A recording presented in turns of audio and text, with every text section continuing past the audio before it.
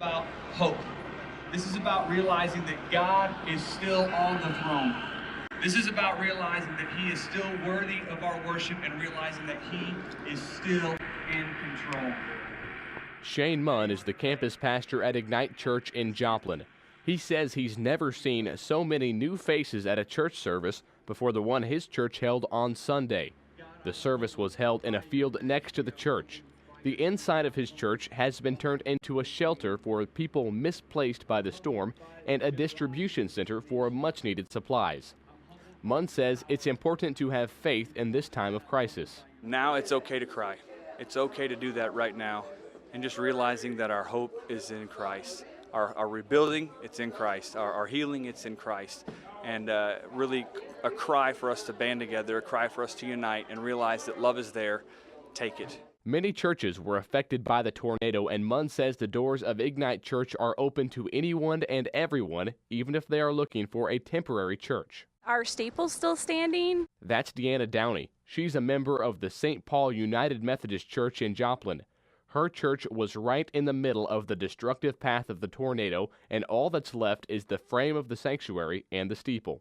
Just seeing the steeple stand, just that feeling of knowing that, the presence of God is still with us, even when we're unsure about things. She says her church plans to rebuild and has found a temporary home at the Bridge Activity Center in Joplin.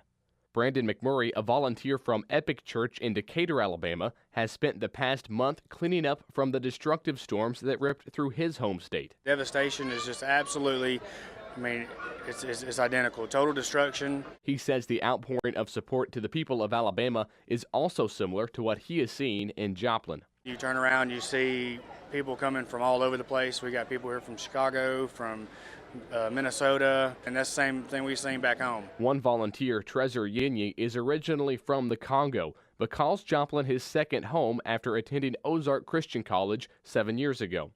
He says there is a lot of work to be done in Joplin to rebuild after the storm.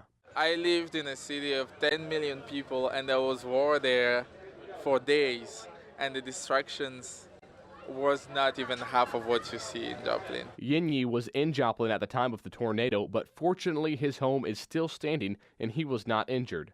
Ignite Church member Robert Yates wasn't so lucky. He was on the 3rd floor of St. John's Mercy Hospital with his family when the tornado hit.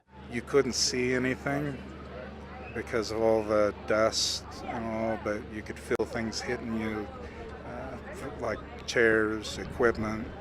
At one point, somebody hit us. Yates's father was in the ICU because he had suffered a stroke a few days before the tornado. Yates and his family mostly escaped with minor injuries, but his father suffered a setback and is still in the ICU. He says the church service on Sunday was a start to restore normalcy after the disaster.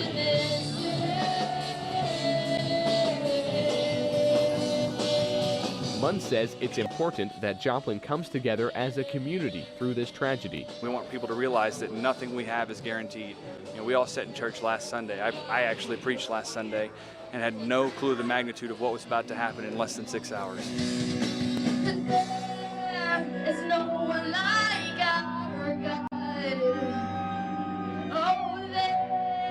For KBIA News, I'm Matt Evans.